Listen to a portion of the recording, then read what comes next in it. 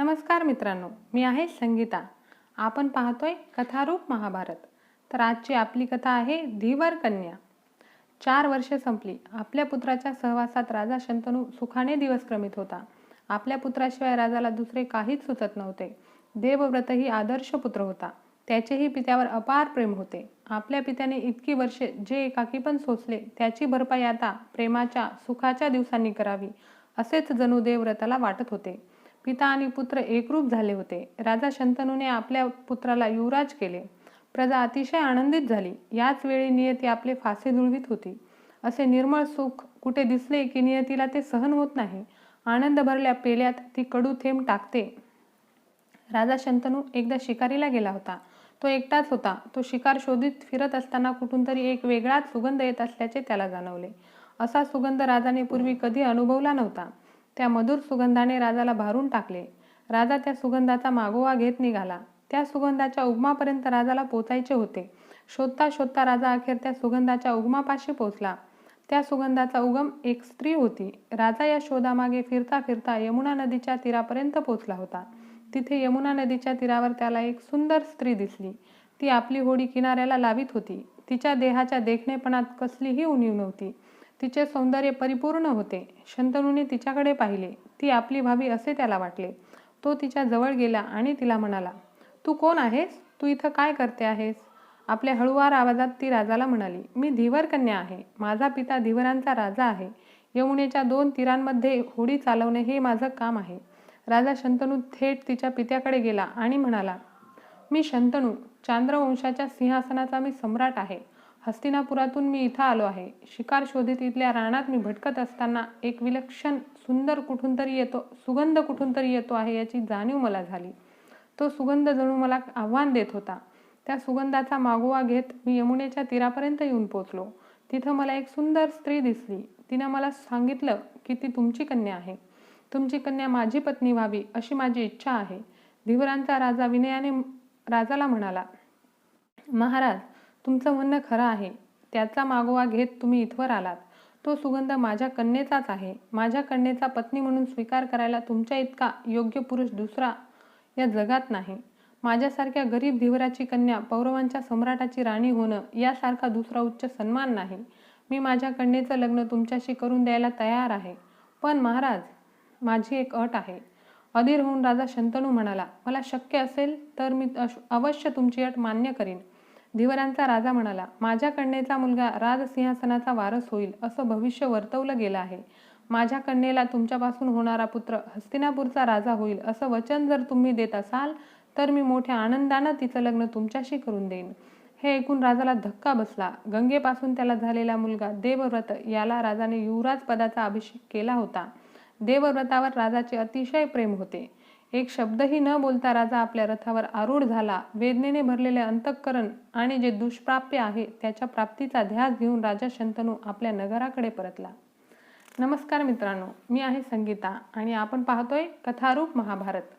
आपली पुढची कथा आहे भीष्म प्रतिज्ञा. देवव्रताला आपल्या पित्याचे वागणे विचित्र वाटू लागले. हे त्याचे वागणे नेहमीसारखे नव्हते, ते निश्चित. परिपूर्ण स्नेहाच्या सहवासाचे ते जुने दिवस आता उरले नव्हते. राजा शंतनू आता अगदी एक वेगळाच माणूस होता. नेहमीचे वहिवाटीचे बोलणेही त्याला टाकले होते. राजपुत्र देवव्रताने पित्याच्या या निराशेचे कारण त्याने सांगावे यासाठी खूप प्रयत्न केले, पण ते निष्फळ ठरले. राजा शंतनूला कशातच रस वाटत नव्हता. शिकार ही त्याच्या आवडीची गोष्ट, पण तिच्यावरूनही त्याचे मन उडाले होते. अखेर एक दिवस राजा देवव्रताशी बोलला. राजा त्याला म्हणाला, "कुरूंच्या थोर घराण्याचा तू एकुलता एक पुत्र आहेस. 100 पुत्राहून तू मला अधिक प्रिय आहेस. मी आता पुन्हा लग्न करावं असं मला वाटत नाही, पण तू एकुलता एक पुत्र आहेस याचीच मला चिंता वाटते. एकच डोळा असण्यासारखी ही गोष्ट आहे. परमेश्वरानं तुला दीर्घायुष्य दिलं आहे हे मला ठाऊक आहे, पण माझ्या मनात चिंतेचे ढग दाटून आले आहेत. एकुलता एक मुलगा असणं हे मुलगा नसण्यासारखंच आहे असं शहाणी माणसं म्हणतात. तू मोठा योद्धा आहेस. युद्धात तुला मरण आलं तर कुरूंची महान परंपरा खुंटली असा त्याचा अर्थ होईल. ही चिंता माझ्या हृदयाला छळते आहे." राजपुत्र देवव्रत क्षणभर शांत उभा राहिला आणि एक शब्दही न बोलता तिथून निघून गेला.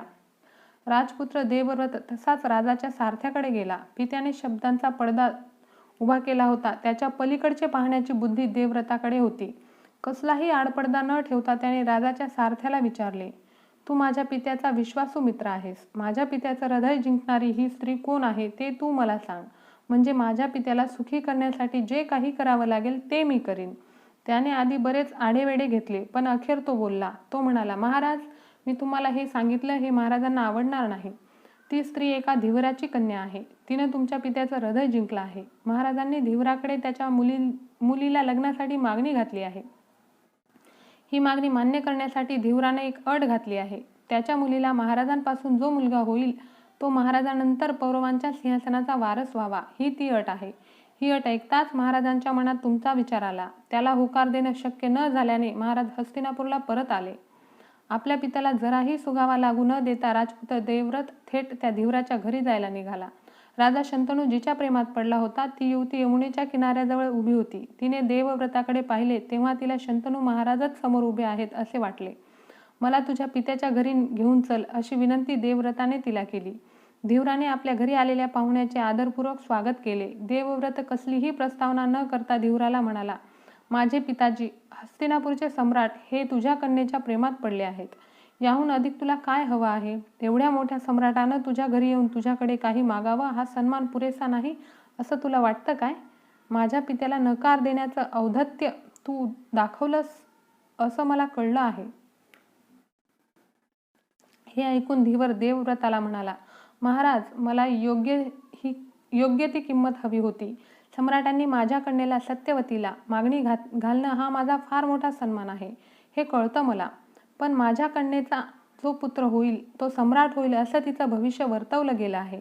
मला तुमच्याविषयी पूर्ण माहिती आहे. तुम्ही हस्तिनापूरचे युवराज आहात. महाराजांनी सगळी आशा तुमच्यावर आहे आणि म्हणूनच मी माझी अट सांगितली तेव्हा ते एक शब्दही बोलले नाहीत. ते माझी अट मान्य करू शकले नाहीत. जे काही घडलं ते असं. हे ऐकून देवव्रताला झाकलेले क्लेश त्याच्या चेहऱ्यावर उमटले. आपल्या प्रिय पित्याला एखादी गोष्ट हवी आहे आणि ती त्याला मिळू शकत नाही याची कल्पनाही त्याला करता येईना. तो धीवराला म्हणाला, माझ्या पित्यानंतर तुझा नातू राजा व्हावा अशी तुझी इच्छा आहे, तसंच होईल. सिंहासनावरच्या माझ्या वारसा हक्काचा मी त्याग करेन. आता झालं ना तुझं समाधान? हे ऐकून धीवर आश्चर्यचकित झाला. त्याच्या डोळ्यात अविश्वास दिसू लागला. सिंहासनावरच्या माझ्या वारसा हक्काचा मी त्याग करीन हे ज्या सहजपणाने त्या तरुण राजपुत्राने सांगितले त्यामुळे त्या धीवराला शब्दही फुटेना. असे काही क्षण गेले. धीवर स्मित करून म्हणाला, महाराज, तुम्ही खरे राजपुत्र आहात. आपल्या पित्याचं सुख हे तुमचं सर्वस्व आहे. सिंहासनाचा त्याग करून तुम्ही मनाचा मोठेपणा दाखवला आहे. पण तुमचे पुत्र तुमच्यासारखेच निस्वार्थ असतील यावर मी कसा विश्वास ठेवायचा? माझी कन्या सत्यवती हिच्या पुत्राच्या सिंहासनावरील हक्काला ते विरोध करणार नाहीत कशावरून? धीवराची ही लोभी वृत्ती पाहून देवव्रताला धक्काच बसला. तो तिरस्कारयुक्त हसला आणि धीवराला म्हणाला, अजूनही तुझं समाधान झालेलं नाही. मी करतो तुझं समाधान. मी लग्न करणार नाही. स्वर्ग आणि पृथ्वी यांची, माझे गुरु भगवान भार्गवांची, माझी माता गंगा हिची धर्माची शपथ घेऊन मी सांगतो की मी लग्न करणार नाही. आता तरी झालं तुझं समाधान? देवव्रतावर आकाशातून पुष्पवृष्टी झाली. भीष्म हा शब्द दश दिशातून घुमला. धीवराची कन्या सत्यवती हिला देवव्रतासमोर उभी केली आणि तो देवव्रताला म्हणाला, ही पहा तुझी माता. देवव्रताने सत्यवतीला प्रणाम केला. तिला घेऊन तो आपल्या रथात बसला आणि हस्तिनापूरकडे निघाला. जराही वेळ न दडवता देवव्रत आपल्या पित्याकडे गेला. सोबत असलेल्या सत्यवतीला त्याने आपल्या पित्यासमोर उभी केली. तो म्हणाला, तात, मी हिला तुमच्यासाठी घेऊन आलो आहे. कृपा करून हिचा स्वीकार करा आणि मनावरची निराशा झटकून टाका. तात, तुम्ही सुखी व्हा. आकाशातून भीष्म भीष्म अशा घोषणा होतच होत्या. हे सगळे राजा शंतनूने ऐकले आणि त्याचे मन दुःखी झाले. त्याचे मन त्याला खात होते. पौरुष, सौंदर्य, उदात्तता या गुणांनी युक्त असा आपला पुत्र स्वतःवर आयुष्यभर ब्रह्मचर्य लादून घेतो हा विचारही राजाला सहन होईना. पण जाळे एकदा विणले की ते सोडवता येत नाही. राजा शंतनूला जे हवे होते ते त्याला मिळाले होते. आपल्या पुत्राविषयी वाटणाऱ्या कृतज्ञतेमुळे, प्रेमामुळे त्याने आपल्या पुत्राला एक वर दिला.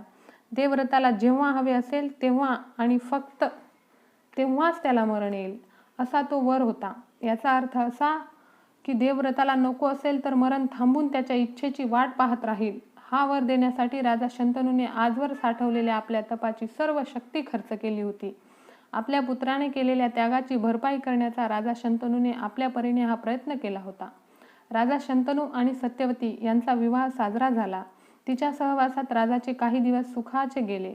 सत्यवतीपासून राजाला 2 पुत्र झाले, चित्रांगद आणि विचित्रवीर्य अशी त्यांची नावे ठेवली गेली. सुखाचे दिवस थांबावे असे वाटते, पण ते थांबत नाहीत, भरभर निघून जातात. शंतनू वृद्ध झाला आणि एक दिवस त्याचे निधन झाले. आता देवव्रत, जे आता भीष्म या नावाने ओळखले जात होते, त्यांनी राज्याची जबाबदारी आपल्या खांद्यावर घ्यावी हे उघड होते. राज्याची जबाबदारी घेण्याच्या दृष्टीने राजपुत्र चित्रांगद वयाने खूपच लहान होता आणि म्हणून भीष्मांनी त्याला युवराज पदावर बसवले आणि त्याच्या वतीने ते राज्यकारभार करू लागले. अशा रीतीने भीष्म आपले दिवस कंठीत होते. त्याच्या आयुष्यात विशेष असे काही घडत नव्हते. एक दिवस अचानक वीज कोसळावी तशी एक आपत्ती कोसळली. चित्रांगद या नावाचा एक गंधर्व होता. एका मर्त्य मानवाला आपले नाव दिले जावे ही गोष्ट त्याला मुळीच आवडली नाही. त्याने राजपुत्र चित्रांगदाला द्वंद्व युद्धाचे आव्हान दिले. तो गंधर्व आणि राजपुत्र चित्रांगद यांच्यात युद्ध झाले. या युद्धात राजपुत्र चित्रांगद मारला गेला. भीष्मांना खूप दुःख झाले. त्याने सत्यवतीचा दुसरा मुलगा विचित्रवीर्य याला सिंहासनावर बसवले आणि त्याच्या वतीने ते राज्यकारभार करू लागले. राजमुकुट धारण न करता राज्यकारभार करणाऱ्या भीष्मांच्या राज्यात सर्व प्रजा सुखी होती. धन्यवाद.